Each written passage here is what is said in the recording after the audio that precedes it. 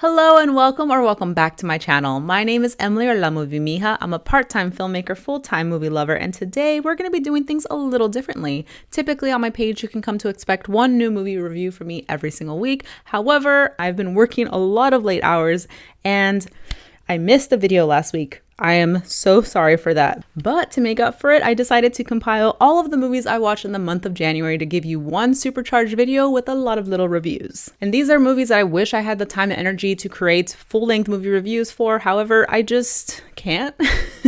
I mean, I know Beyonce and I have the same 24 hours in a day, but I feel like her 24 hours looks a little different from mine. And I am not complaining about being busy. As someone in the production industry, it is really hard right now. The wildfires in Los Angeles were definitely devastating and they caused a lot of direct harm to people, to places, but it also has affected the livelihoods of a lot of individuals. So if you're looking for some ways to support the city of Los Angeles, you can check out the links in my description below. Okay, without further ado, here are my rapid fire-ish reviews of all the movies I watched in the month of January.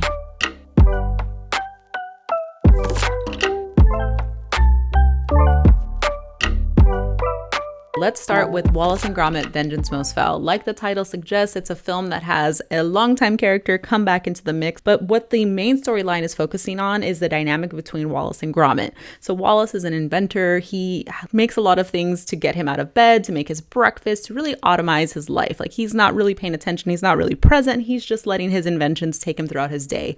Whereas Gromit, who is the dog, is more present in his everyday life. He likes to be in the garden working with his hands. So his concerns with Wallace becoming over-reliant on technology come to a head when Wallace invents this smart gnome that begins to take on a life of its own. And that is a very timely and cutting setup for an animated film. I didn't know Wallace and Gromit had that game like that. This was very cheeky, really fun, and it was so well directed. You have two characters in this film who are nonverbal, so without any dialogue, what we're relying on to demonstrate the inner mechanisms of the character and like their intentions and their reactions to things, it's all in the direction, in the set design, in the music cues. And so there's something so cinematic and lovely about the way that they're able to communicate what's going on in the story without relying on any dialogue. The production of this film itself is also really fascinating. I know something like this can take many years, and in this case, this film took over 5 years to make because it's so tactile. It's so reliant on human hands to actually pose the figurines and create the dolls and create the entire set that we see brought to life on screen. So combining the commentary on humans' over-reliance on technology when it's not always necessary and developing a film that is really tactile and takes a lot of non-mechanized, non-automated forms of art just brings together a really elevated movie-going experience and definitely took my breath away. I had a lot of fun with this film. I gave it 5 out of 5 stars. I had never seen a Wallace and Gromit film before this, but believe me, I will rectify that swiftly because this movie was pure cinema gold. Next up, we have The Wild Robot. The animation style of The Wild Robot alone is worth watching the movie, let alone the fact that this is a very touching and moving story about found family, about discovering yourself, about going against what others expect of you. This movie has so much going for it. You also have the incredible voice performances from Lupita Nyong'o and Pedro Pascal in the lead roles. I had no idea Pedro Pascal was in this movie, and I saw the credits after the fact, and I was like, that makes so much sense. The film follows Roz, a robot that is shipwrecked and on a deserted island with all of these different animals that it has no idea how to communicate with. So it has to find a way to develop its own programming to bond with these different animals on an island when a duckling decides to imprint on her. Now Roz is a mother and has to relearn everything that they've been programmed to do. You're tackling themes of nature versus nurture. You're tackling themes of familial units and how you define those things. You're tackling themes of the power of community over the power of fear of the other. And you're doing so with a really adorable duckling robot family unit. It is so sweet getting to see this story unfold.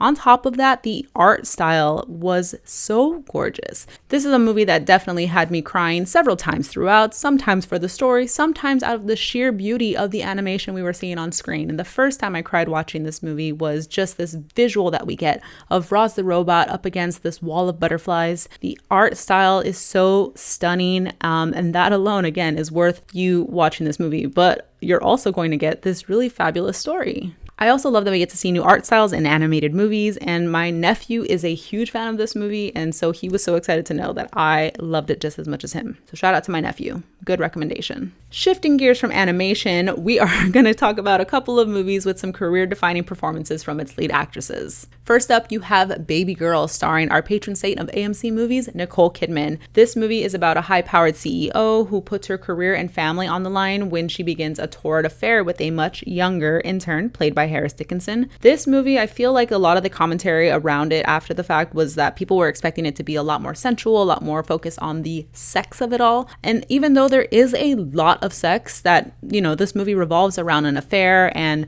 not only that, it's the types of acts that they're engaging with that make it a little risque, because Nicole Kidman, as her character Romy is she's dealing with a lot of shame. She's dealing with a lot of shame for the kinds of acts that she wants to engage in. Like, she doesn't get the same amount of pleasure from her husband, Antonio Banderas, because she doesn't have a way to communicate what she wants without that debilitating shame. So as much as the film does feature certain acts, a little bit of risque, a little bit of erotica, there's less of a focus on the acts themselves and more of a focus on the shame surrounding the acts. I found this movie to be incredibly well directed. Director and writer Helena Rain, who also directed Bodies, Bodies, Bodies, is at the helm.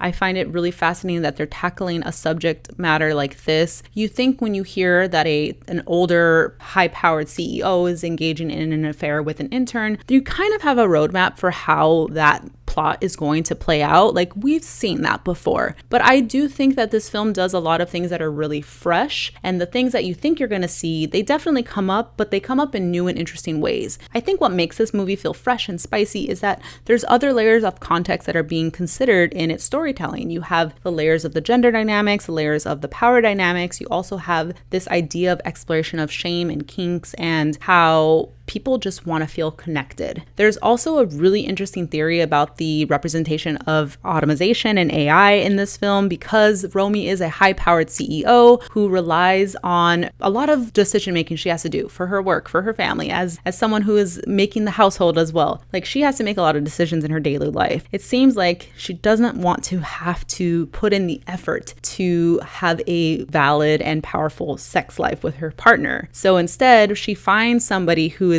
easily able to adapt themselves to her needs, which sounds suspiciously like the ways in which we lean on AI to learn about us rather than us doing the work of having to teach someone else or connect with someone else and let them into what's going on in our brains. I'll put a link in the comments to the YouTuber who has a full breakdown of that connection between automation and human connection, and I just find that fascinating. Next up, we have The Last Showgirl, starring Pamela Anderson in a career-defining role. This film follows a seasoned showgirl who must plan for her future when her show abruptly closes after a 30-year run. So she's been on the Vegas Strip working for 30 years when she finds out that the show is going to be no more, and having to figure out what to do after that is where we see these characters start their journey. Speaking of those layers of context, you have another female filmmaker and a female star combination with Gia Coppola and Pamela Anderson in this instance, and you have those layers of very interesting entry points to talk about this. We're not only discussing the gender dynamics of what it's like to be an older woman in an industry that relies on your youth and beauty to keep you employed. You also have the commentary on the workforce in Vegas, and in this case, you can see how affected the people who build their entire lives around a certain career, and when that career shifts and they have the rug pulled out from under them and they don't have other skills that are transferable to similar gigs, they're left without a clue of what to do next. So in the film, you have your protagonist Shelley not only coming face to face with the end of her career as a Vegas showgirl, but you also see her on the precipice of the next stage of her life. Rounding out the stellar cast, you also have Jamie Lee Curtis, Kiernan Shipka, Brenda Song, and Dave Bautista. Everyone in this film was so delightful. It was also shot, I believe, on 16mm, and so you get this really intentional like haze around the lenses. You get these really high contrast colors. So the look of it is just so unique, and it almost felt like you're pulling the experience of pulling out a photo box and going through old pictures because of the way that all of the colors and the haze come together to give us that old school Vegas look. And for this role, again, Pamela deserves all the praise. Next up, you have a film that also feels like it's from a bygone era because it's a comedy that you shouldn't just watch at home on streaming by yourself. It's a film that demands to be seen on a big screen with a crowd, and it is an absolutely good time. This is One of Them Days. The film stars Keke Palmer and SZA as Drew and Alyssa. Drew and Alyssa are two best friends, roommates as well. They're also in their early 30s, and they're getting by, but it's not easy. And then one month, Alyssa decides to rely on her boyfriend to turn in the rent money, and let's just say that doesn't happen. So now they're in a race against the clock to come up with the rent money before an eviction happens. And so we are seeing these two characters try to tackle a very stressful day together, and they are coming at it through two opposing sides. We've seen a lot of comedies like this where you have two best friends. You have your type A, like strategy, like goal getter, and then you have like your type B, who's a little bit more go with the flow, a little bit more relaxed, and each of them has their strengths and each of them has their quirks. And in this film, you're getting to see two best friends really come to terms with what are their strengths and what are, the places where they could do better. And at the heart of it's that relationship between the two friends. And I think this film does that so well. I love when a film actually captures friendship, like people who feel like they know each other, feel like they have a little bit of a shorthand. This movie definitely has it. It also has a good like joke to minute ratio. Like if you didn't laugh at this joke, don't worry, there's another one coming a couple minutes later. There is so much happening, not only in their dialogue and their little quips, but there's also like a lot of visually interesting and funny things that the camera is doing to poke fun at the expectations that you have watching a comedy that you think you've seen before.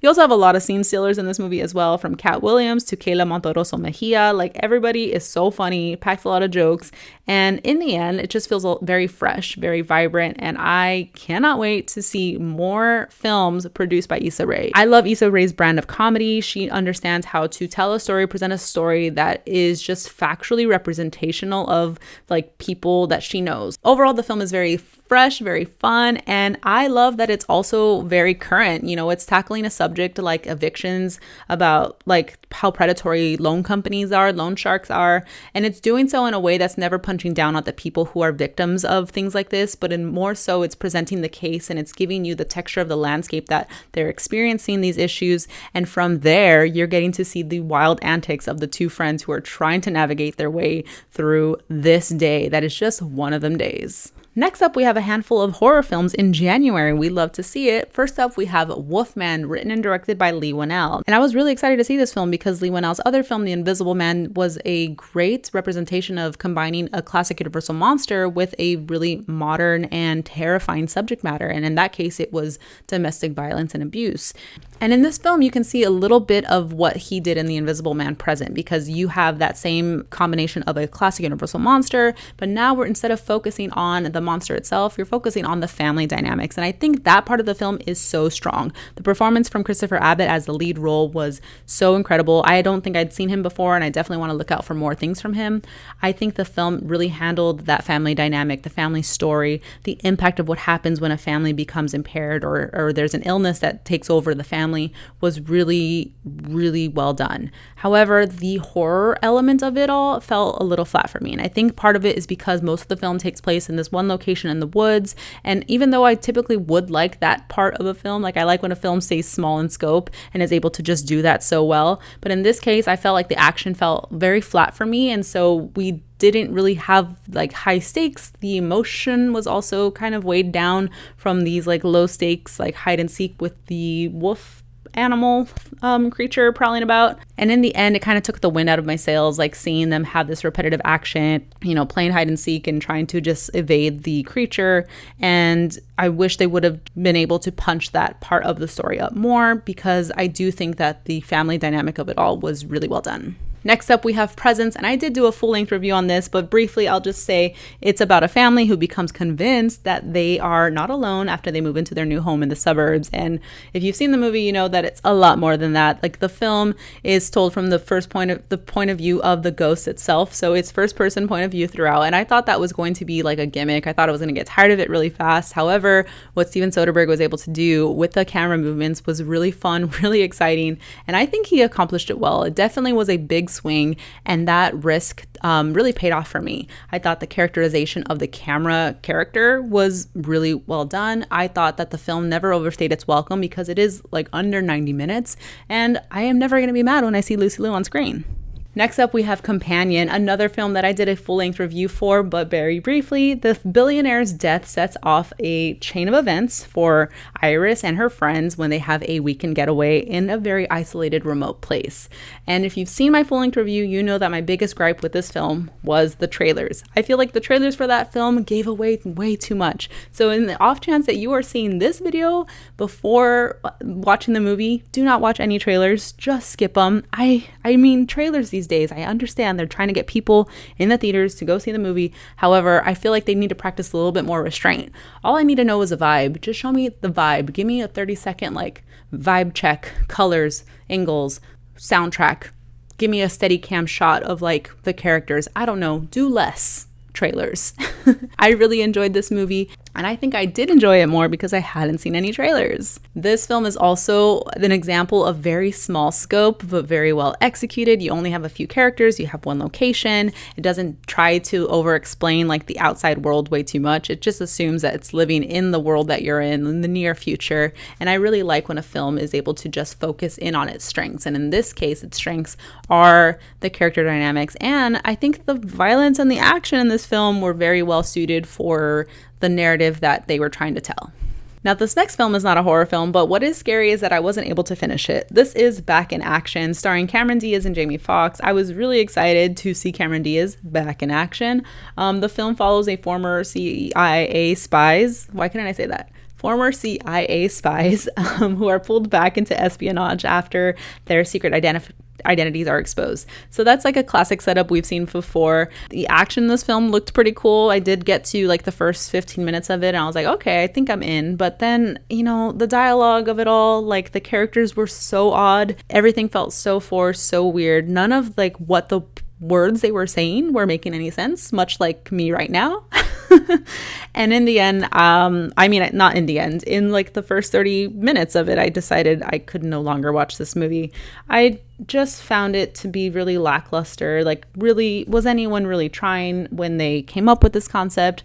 Like, I know that is so mean to say, but it's instances like this when I see movies get made or greenlit and they're like multi-million-dollar projects. They have really big names, and that's exciting. I love seeing people get that work, be employed and be able to be back on our screens. However, you very much are proving the case that Cord Jefferson said in his Oscar acceptance speech a few years ago when he won for American Fiction, is that there are so many smaller films we could be making, and we could have smaller budget pieces that we focus on instead of these big budget things that nobody cares for. Nobody really is positively all that impacted by, save for the people who did get paid. So I'm glad those people got to be able to work on this. I just wish we had more smaller scale projects that were greenlit instead of things like this. Next up, we have a film so large it had its own built-in intermission. This is The Brutalist.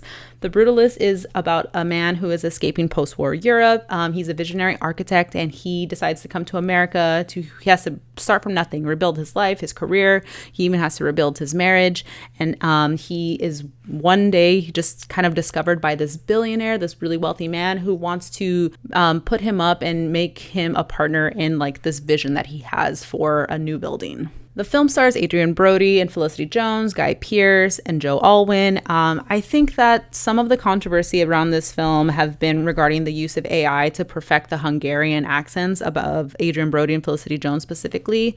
I feel like that was a very big bummer to find out about this movie, because on one hand, it is one of the most beautiful, visually, like technically beautiful movies I've ever seen. Like, that is undeniable. It's the first film to be made in VistaVision in like 100 years. You can see what that means. Like, if that doesn't mean anything to you when I say it, when you watch this movie, you're like, wow, this is stunning. And the first half of the film, part one, you could say, before intermission, was really powerful. The music was so overwhelming in a good way. The direction was so, like, these Dutch angles that they use, like there was an air of like mystery that we're building to something. Like there's something here really beautiful. The incorporation of the architecture was interesting, and there was enough for me to want to come back from that 15-minute intermission and be ready to see where we were going to go in the second half. But when we get to the second half of the film, I feel like all of that excitement just kind of fizzles away. Like it was all building to something, and I don't think we actually ever got there. And that was really disappointing for me because, my partner works in architecture, I work in film. So we were excited to like have this like dialogue about the way that those two things overlap in this movie. And I don't feel like they fully did. I feel like there was a lot of like grand ideas about how those things can overlap. This like immigrant narrative, this idea of like brutalist architecture and its representation about essentialism in art and how like stripped away things can be just as like that function is the beauty of it, right? Like I thought there was going to be some like really cool commentary bringing all those things together, and maybe there is that, but I somehow missed it. I think that in the end, I do appreciate the effort that went into making this film. It is absolutely gorgeous, stunning, incredible work. I was disappointed about the use of AI and how the director tried to justify it, saying that it was akin to having like stunt doubles or body doubles for actors. However, when you have stunt doubles or body doubles, those are actual people employed doing the work there. When you have AI, especially generative AI, that is stolen work from other people. And I don't feel like it's a one-to-one comparison to put that into an actor's performance. I don't really know like if Adrian Brody and Felicity Jones knew about that going into the film, that they were going to have AI to enhance their performances. I really don't know how they feel about it now, but it kind of blurs the line between where the actor's performance ends and where it starts. And for me, that's just not a direction I want to see the industry going towards in the future. Next up, we have a couple of rewatches that were so freaking good, so necessary. I really have cemented these movies as like top movies for me. First up, you have The Substance. The Substance, upon my first watch, I'd made a longer form review. I'll link it here. I felt like the pacing of it was a little long for me, and that's what kind of like held me back from like screaming to the rooftops about how much I love this film. I felt like it was a kind of repetitive at times, and it has long pieces of the film that have no dialogue at all. It just feels very like meandering, really like visually reliant on the storytelling. And I can't believe I didn't really appreciate that the first time. But watching it the second time, I was just lulled into the world building of it all. Like what Coralie Forja is doing in this movie is so spot on. And getting to read her screenplay after watching it and between my watch 1 and watch 2 was such an enlightening experience. If you haven't read the screenplay, it's available online. I can put it down in the comments below, but it is so amazing just how much of a vision she had going into this movie, how much she knew she wanted to like tackle this movie. Like she knew frame by frame how this movie wanted to go, and you can definitely see that in this film. If you haven't watched The Substance, yes, I know it's really graphic, it's disgusting. You can say all those things, but none of it is ever unjustified. None of it feels like it's just doing it to gross you out. There is a very poignant reason for all the things that are happening in this movie. And if you can see the forest through the trees, I think you'll really have a great experience watching it. And then you have Nosferatu. This movie, I'm so glad I made it back to the theater to see it one more time before it left, because this is probably one of my favorite movies of the year. I don't think the second time I heard like a single piece of dialogue.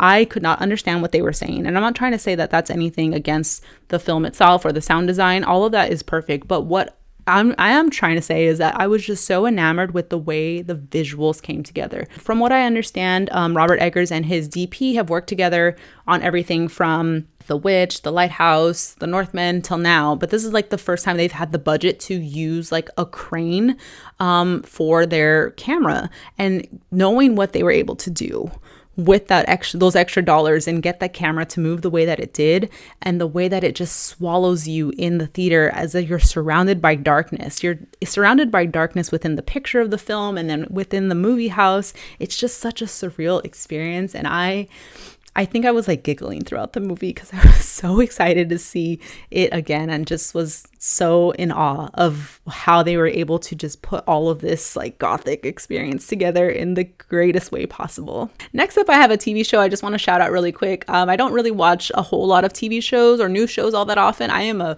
horrible repeat watcher of like my comfort shows, but a new show that I am enamored with is The Pitt on HBO Max or just Max. The Pitt has a very cool format. It's from the same showrunner of the show ER. It's set in a hospital in an emergency room in Pittsburgh, and you're following like this doctor staff in the emergency room throughout their day. But the format of the show is really interesting because each hour-long episode is a different hour of the same day. So this 15-hour shift that these doctors are on are the 15 episodes that you're going to see each hour of their shift. And if I thought whatever I do at work is hard, imagine being a doctor in an emergency room just is insane. Like what they're able to accomplish, the problem solving that they're trying to do. They're seeing like life and death scenarios right before their very eyes. And they're also like joking with each other about what they did this past weekend, or like having to deal with like the business side of the hospital being threatened to close because their outpatient approval scores are low. Like it's just wild, the demands that are being put on these doctors, and it's a really eye-opening experience.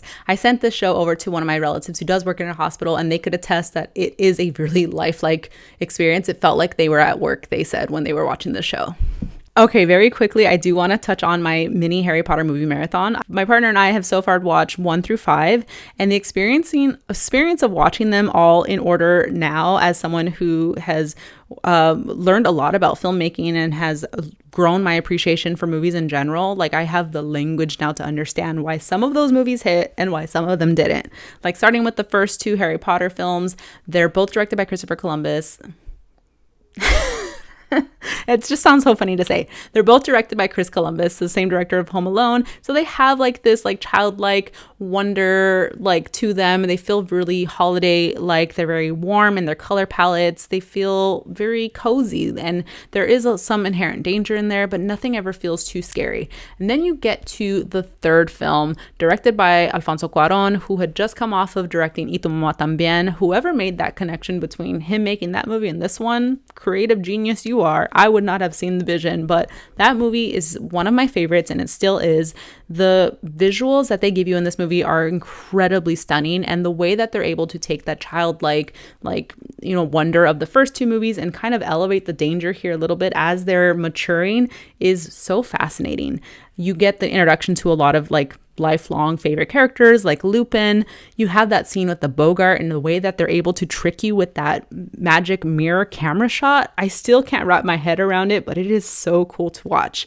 And you also get this really cool introduction of like these sweeping shots over Hogwarts that give you the visual language for when they get to the time turner sequences later on.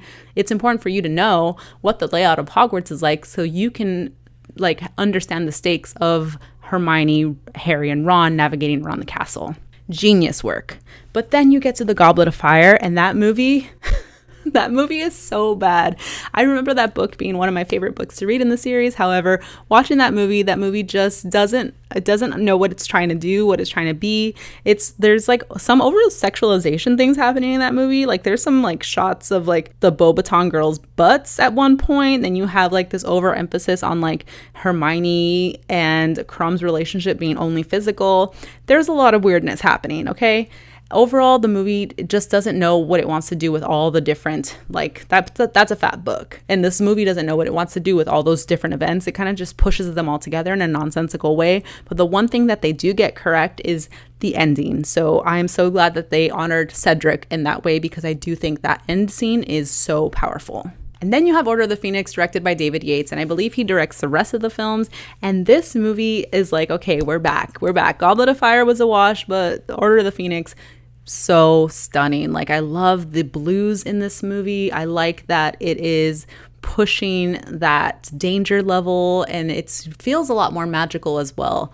You get a lot of introductions to new characters, the world is getting even bigger, and I think that this movie is a good translation of what it felt like to read the book. And there's some just really visually interesting things that are happening in this film, like the isolation of Harry is a very important theme throughout this book and this film, and you get to see a lot of like these long takes that isolate Harry on one side of the screen versus the other, and seeing that throughout the film, this reoccurring isolation theme just really drives home just how lonely the rest of the series is going to be.